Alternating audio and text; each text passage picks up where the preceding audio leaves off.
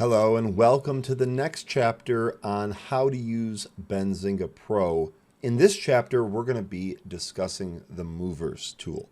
Now, the Movers tool is a great tool, very, very popular amongst Benzinga Pro users.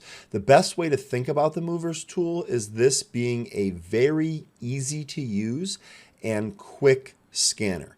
So the first thing that I want to mention here before we dive into how to use this is that the the workspace that you're looking at right now is a combination of two tools. The Movers tool is the one here on the left with the blue filter box at the top, which we're going to cover shortly. And the tool on the right here is the Details tool with the Chart tab selected. Now, it's worth noting that if you're on the home screen here, you actually have a preset for this in the recommended workspace area below, and that's actually called the What's Moving scanner. So if I click launch here, it launches the exact same two tools, Movers and Details, and of course your Details tool is defaulted to the Overview tab. So all I need to do is click on the Chart tab, and now I've recreated the workspace that I was just showing you. Let me jump back over to this workspace. This is actually the first thing that I do when I sit down at my station in the morning. I use the Movers tool, and in fact, I use this particular workspace every single day to identify different opportunities that might be presenting themselves. The first thing that we're going to do here is we're going to run through this tool and some of the different things that it can do.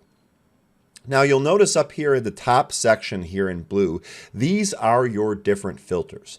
And the way this works is that the results list, which only shows 100 results, and it's based on percent change, so it's going to show you the top 100 movers based on the filters that you apply in the top section. So for example, I currently have gainers, pre-market, and session selected. I have no sector filter applied, no market cap filter applied, and no price filter applied. This is going to show me the stocks that are moving up across the entire pre-market session. Now, it's worth noting that you can change some of these, right? So the first option that you have here is gainers and losers, gainers, and losers. This is fairly self-explanatory. Gainers are going to show you things that are going up, losers are going to show you things that are going down, and gainers and losers are going to show you both in the same table. It's basically going to use the absolute value of its change percent in the case of gainers and losers. The reason that you would want to use gainers or losers instead of both is, remember, the tool only spits out 100 different results. Because of that, I may want to limit what it is that I'm looking at. Or perhaps I want to first look at things that are going up and then look at things that are going down. Again, the choice is yours, and there's not necessarily any wrong answer.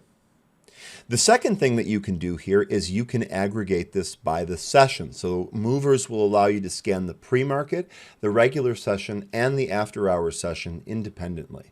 If you're a pre-market trader, this is probably going to be extremely helpful to you. If you often check in on the after-hours to see what's going on after the regular session has closed, again, this is probably going to be a really valuable tool for you.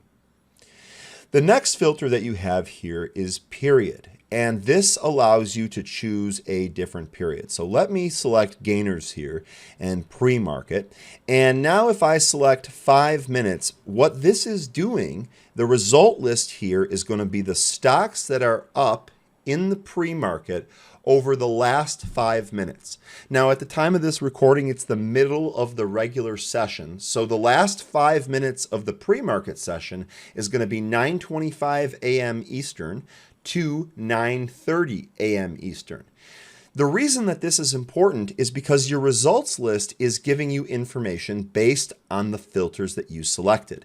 What that means is that at the end of the pre-market, this first ticker here, SOUN, was up 16.87% over the past 5 minutes.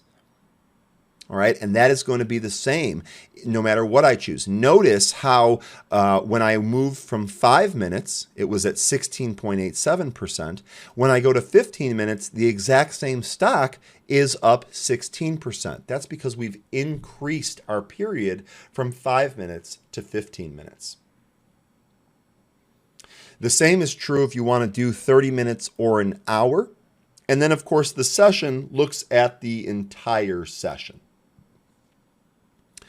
One of the reasons that you might want to use these periods is, let's say that you step away in the middle of the day for lunch. So the regular session is going. You step away in the middle of the day for lunch and you come back and you want to know what's going on. Okay, I took a lunch. I met some friends at a restaurant down the street down here. Let's see what happened over the past hour. Well, with just a couple of clicks of the mouse, you can do that. I've got gainers, regular session, and 1 hour selected here, and I can immediately see that ticker BRQS, this little penny stock here, is up 15.5% over the past hour. I can review the list anytime here, and this really is the power of having the details tool opened at the same time. I'm basically just clicking on each of these and reviewing the different charts and eyeballing to see if there's a setup. Now, you're not limited to the chart here. Of course, you have the entire details tool and all of its features available to you. So if you want to first look at what is moving and then maybe review the news, or review the chart, or review some of the short interest data for that, you can do all of that very, very quickly right here in this workspace. It's also worth noting that you can set a custom range in here. So if you click on custom, you can go ahead and select any date period that you want. Remember, it will only allow this for the regular session, not for the extended sessions. Now, the next thing that you can do here is you can apply a sector filter. If you're a technology trader or a biotech trader, this might be incredibly helpful to you. For me, I like to get a holistic approach at what's moving before I'm trading it. But again, this feature is here for you should you need it.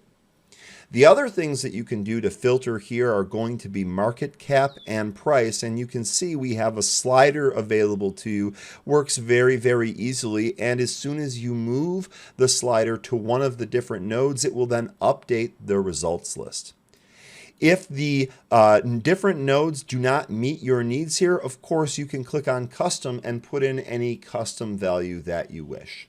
You can do this for both the market cap as well as for the price. Now, one of the key things to know about movers is that the data in here, it is real time, but it only updates once per minute. So let's say that on a particular minute, it updates. 30 seconds later, that data is now 30 seconds stale. Generally speaking, this doesn't matter, especially if you're trying to get an idea of what's moving here. If you need something that remains real time or more close to real time, you can use the scanner tool, which we're going to cover in a future chapter here.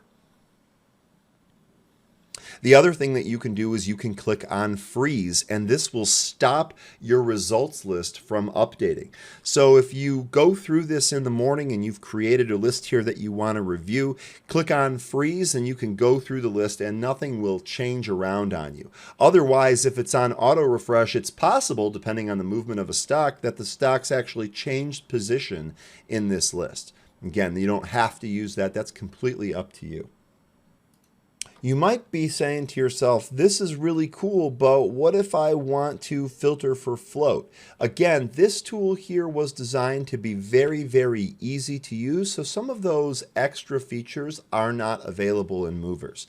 If there's something that you really wish was in movers, I highly suggest you check out the scanner tool or fast forward to the scanner chapter of this education course.